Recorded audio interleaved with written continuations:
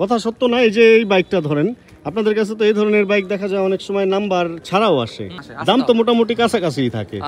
মোটামুটি কাছাকাছি, আবার ডিসটেন্সও থাকে। যেমন এটা তো 200 কিলো নাম্বার করা, আর একটা 300 কিলো অন টেস্টও আছে, সেম কালার। হ্যাঁ, মাত্র আমি ভিডিওতে বললাম তো ভাই,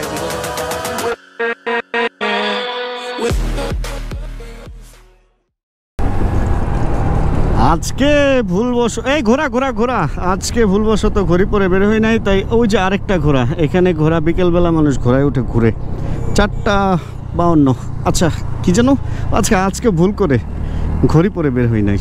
আর কালকে আমি আরিফ ভাইয়ের সাথে দেখা করতে যাওয়ার কথা ছিল, কিন্তু কোনো একটা কারণে যাইতে পারি নাই। যারা আগের ভিডিও দেখছেন তারা জানবেন হয়তো বা। অ্যান্ড ইদানিংকার ভিডিও ডেট একটু উল্টাপাল্টা হয়ে যেতেছে, দেখা গেছে যে একদিনের আগে পরে হয়ে যেতেছে। ভাইয়া আসলে দেশে কিছু ঝামেলা গেছে বা হয়তো চলতেছে, বা যাই হোক, আমরা ওইদিকে ভিডিওতে যাব না, ওই ঝামেলার ব্যাপারে। এইগুলার কারণে একটু আমার ভিডিও ডেট উল্টাপাল্টা হয়ে গেছে টুকটাক। এটা একটু ক্ষমা সুন্দর দৃষ্টিতে দেখবেন প্লিজ প্লিজ প্লিজ। প্রত্যেক দিন ভিডিও আপলোড দেওয়ার জন্য আমার আসলে বিভিন্নভাবে কন্টেন্ট এটা সাজাইতে হয়, এখন এছাড়া তো উপায় নাই। এটা যারা রেগুলার কন্টেন্ট বানান তারা বুঝবেন, এবং যারা না বানান তারাও প্লিজ একটু বুঝা নিয়েন, তা না হলে আমি আসলে বিপদে পড়ে যাব।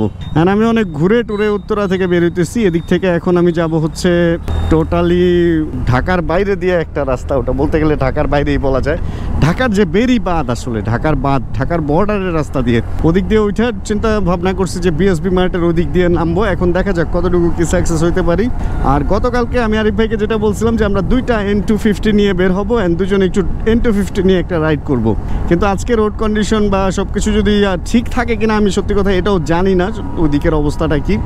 যদি ঠিক থাকে তাহলে হয়তো আমরা দুইটা N250 নিয়ে রাইড করতে বের হব, এরকমটা ইচ্ছা আছে। দেখা যাক কি হয়, আর পৌঁছে দিতে পারবো কিনা এটাও এখনো পর্যন্ত জানি না। যদি এইদিকের রাস্তাঘাটের অবস্থা মোটামুটি ভালো, বাজার সদাই সবকিছুই ঠিকঠাক মতো চলতেছে, আশপাশে লোকজন ঘুরতেছে, বেশ চিল একটা ভাইব আছে কিন্তু এখানে দেখেন। বাট গাড়ি ঘোড়া একটু বেশি নর্মালের চেয়ে, কারণ মেন রোডে একটু ঝামেলার কারণে সবাই একটু এই চিপা চাপা দিয়ে চেষ্টা করতেছে আগে যাওয়ার। চলেন দেখি কতটুকু সময়ের মধ্যে কতটুকু জায়গা যাইতে পারি আমরা। ওরে প্লাস্টিকের টপ বেরোইছে, এগুলো আমার একটা কিনতে হবে, কিনে বারান্দায় রাখতে হবে, তারপরে গাছ লাগাইতে হবে, ওই গাছের ফল খাইতে হবে, অ্যান্ড খায়া মুখ মুছতে হবে। চলে আসছি হচ্ছে আমরা বেরিবাঁধের মোড়ে, অ্যান্ড সম্ভবত এই জায়গাটাকে পঞ্চবটি বা পঞ্চবটি কিছু একটা বলে। এরিয়ার নামটা আমার অত ভালো মতো জানা নাই। পঞ্চবটি টাইপেরই কিছু একটা বাজার বলে, বেশ জমজমাট, অনেক রাত পর্যন্ত এখানে দোকানপাট খোলা থাকে। আর এই জায়গাটা নর্মালি পুলিশ চেকপোস্ট বসে, আর বর্তমান দেশের এই কন্ডিশনে পুলিশের চেকপোস্ট তো দূরের কথা, পুলিশ দেখাটা একটু কম দেখা যায় আর কি। মেন রোডেও পুলিশ খুব একটা নাই। এই হলো অবস্থা। আর এই রোডে দেখছেন কি পরিমাণ গাড়ি ঘোড়ার চাপ, বাস টাস না থাকলেও প্রাইভেট অ্যান্ড বাইক সব কিছু এদিক দিয়ে চলাফেরা করতেছে। শেষ পর্যন্ত মিরপুর ঢুকতে গিয়ে ওইদিকে জ্যামেই পড়ি কিনা বুঝতেছি না। তারপরে সব কিছুর মধ্যে শহরের কাছে একটু শান্তির জায়গা এখনও এটা আছে। যারা 18 নম্বর সেক্টর থাকে বা পুনর্বাসন প্লটে যারা থাকবে, ফ্ল্যাটে যারা থাকবে, তারা সেই শান্তিটা পাবে অনেক দিন পর্যন্ত। সাইডে নদী আছে, ফ্রেশ বাতাসও পাওয়া যায়, যদিও এই বর্ষার দিনে একটু ফ্রেশ নদীর পানি থেকে নদীর বাতাসটা পাওয়া যায়। বাট এমনিতে শীতে যখন নদী শুকায় যায় তখন পানি পচে কালো হয়ে ওটা খুব বাজে একটা অবস্থা হয়, সর্বনাশ। MRT ট্রাফিক আবার কি, McDonald MRT traffic, MRT police. ও আচ্ছা, এটা মেট্রোর MRTর কোনো একটা কিছু, এখানে ওনাদেরই পুলিশ, ওনাদেরই ট্রাফিক, সব কিছু ওনাদেরই। এখানেও জ্যাম লাগে, দেখছেন অবস্থা। এই হলো অবস্থা। লাইফে এই প্রথম না যে এই জায়গাটায় আমি দাঁড়ায় গেছি। এই জায়গাটা এত সুন্দর একটা জায়গা যে এই জায়গাটা দেখলে দাঁড়াইতেই হয়। আমি শীত, গ্রীষ্ম, বর্ষা, বসন্ত সেই সব সিজনেই দাঁড়াইছি। আর আজকে একটু ঘোরায় দেখাই, কি একটা জোশ ফিল না জায়গাটার মধ্যে। এই সাইড দেখে যারা মনে করবেন যে এটাই সুন্দর, তাদেরকে আমি বলতে চাই যে এই সাইড আসলে মেন সৌন্দর্য না। মেন সৌন্দর্যটা হচ্ছে ওই পাশ, যেটা আমি এখন আপনাদেরকে দেখাবো। প্রচণ্ড গাড়ি ঘোড়ার ভিড় থাকে, এই হলো সমস্যা, পার হওয়াটা টাফ। অ্যান্ড এদিকে নদীতে পানি চলে আসছে, এমনই পানি আসছে দেখেন। এই রে মাছ ধরতেছে, এই যে মাছ ধরতেছে, আরে ওয়াও। আগে নদী ছিল ওই দূরে, এখন একদম এই পর্যন্ত পানি চলে আসছে। বেরিবাঁধ, এদিকে উত্তরা, এদিকে হলো এটা কি এলাকা, এটা বিরুলিয়া এলাকা মেবি। অ্যান্ড এদিকে হচ্ছে মিরপুর, ওই যে DOHS দেখা যায়। DOHS না, ওইটা মিরপুরের অন্য একটা সাইড, DOHS ওই দিকে। মানে এদিক দিয়ে আমি যখনই যাই এরকম দাঁড়ায় যাই, অনেক ভালো লাগে। আর একটু পরে যখন লাল হবে আকাশটা, ওটা আরও বেশি ভালো লাগে। যাক চলেন রওনা হই। জায়গাটা একটু রিস্কি, গাড়ি ঘোড়া অনেক জোরে চলে এই দিক দিয়ে। ভাই রে ভাই, যে হর্ন দিতেছে। মাছ নাই,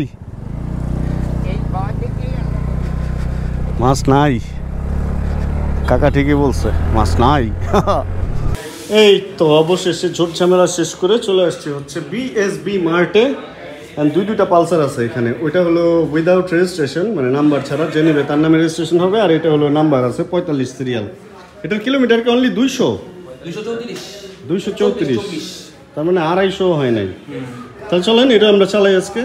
আমরা এখন আড্ডা দিতে যাবো। N250 চালাই। আপনি চালাবেন, আমি পেছনে বসবো। না ভাই, আপনি চালাবেন, আমি পেছনে বসবো। তাহলে আমি ভিডিও করে দিব, সমস্যা নেই। এটা একটা কথা কইলেন ভাই। ঘরের ছেলে ঘরে ফেরত এসেছে, মানে মোটর ব্লগার হেলমেটে ঢুকে গেছে। আরিফ ভাই আজকে বাইক চালাইতেই চাইতেছে না। অনেক রিকোয়েস্ট করলাম চালানোর জন্য, বাট সে বলতেছে না, আপনিই চালান, আমি পেছনে বসি। ঠিক আছে ভাই, ওঠেন তাহলে আমরা চিড়িয়া যাই, চিড়িয়াখানায়। চিড়িয়ারা আমরা চলে যাই। ওরে ভাই, এই বাইকের একটা জিনিস হলো গ্লাসগুলো একটু বেশি চওড়া, আর সব কিছুই ঠিকঠাক। রিসেন্ট একজনটা দেখছিলাম গ্লাসেগুলো চেঞ্জ করছে, ভালোই লাগছে, সুন্দর অ্যাডজাস্ট হয়েছিল। বিসমিল্লাহ। ওরে সর্বনাশ আওয়াজ।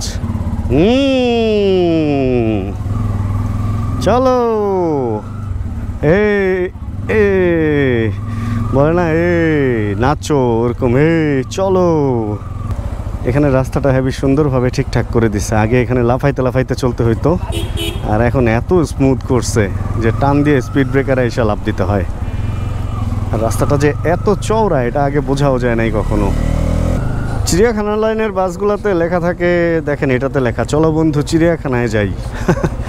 চিড়িয়াখানায় যাওয়ার জন্য লেখা আছে, চলো বন্ধু চিড়িয়াখানায় যাই। এটা ছোটবেলায় যখন দেখতাম এই ধরনের লেখা, হেবি আগ্রহ জাগতো, মনে হইতো যে একটু চিড়িয়াখানায় যাইতে পারলে না জানি কত ভালো হইতো। চিড়িয়াখানাটা ছোটবেলায় অনেক ইন্টারেস্টিং, মানে অনেক একটা ওরকম একটা স্বপ্নের একটা জায়গা ছিল, যে অনেক পশু পাখি, বানর টানর দেখা যাইতো।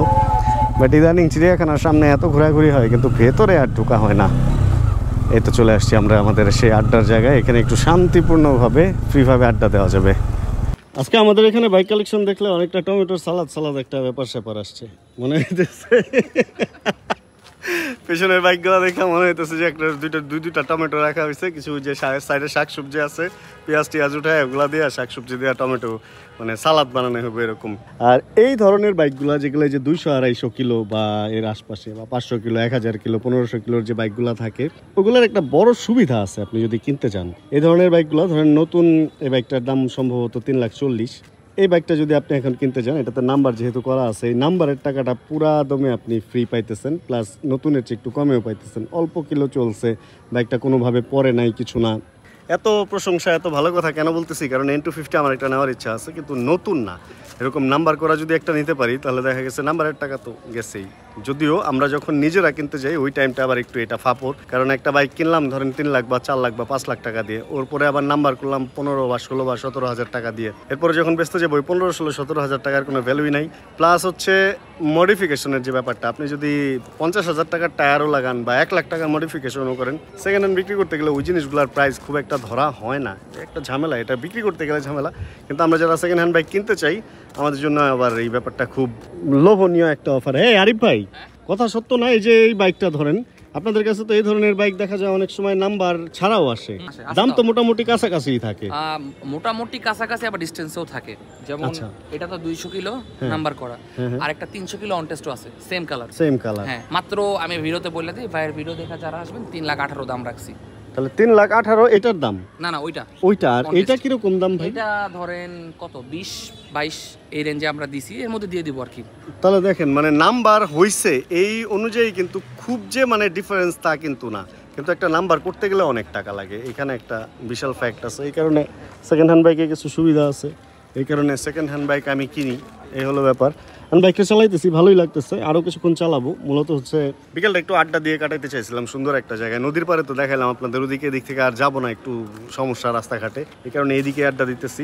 যাওয়ার সময় আবার একটু চালাই। এই বাইকটার একটা মজার ব্যাপার হচ্ছে এটার লাইটের আলো অনেক বেশি সুন্দর, যেটা হয়তো যাওয়ার সময় আমরা কিছুটা হলেও দেখতে পারবো। তাহলে আবার আমরা একটু আড্ডা দিই, তারপরে আবার আসতেছি। ওকে চলেন, আমাদের আড্ডার টাইম শেষ, মাগরিবের টাইম হয়ে গেছে, আর এবার বের হয়ে যাই। এই যে এটা লাইটের আলো, এত সুন্দর একটা আলোওয়ালা লাইট দিছে এই বাইকটায়।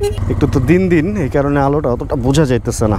তবে ইদানিং ইন্ডিয়ার রিভিউগুলোতে দেখলাম ওরা কম্পারিজন ভিডিও প্লাস এই N250 ভিডিওগুলো যেগুলো করতেছে, নতুন 24-এর মডেলের সামনে ইউএসডি আসছে, আর হচ্ছে মিটারের মডেলটাও চেঞ্জ হয়েছে, বাট বাংলাদেশে ওগুলো কবে নাগাদ ঢুকবে কে জানে। এই মডেলটাই এখনও পর্যন্ত বাংলাদেশে ঠিকঠাক চলতেছে, বাট ওইটা ঢুকলে ওইটারও একটা অ্যাটেম্প নিব, কারণ এই ধরনের একটু হাই পারফরমেন্স বাইকগুলোতে আমরা সবাই চাই যে সামনে ইউএসডি থাক, দেখতেও জিনিসটা ভালো লাগে।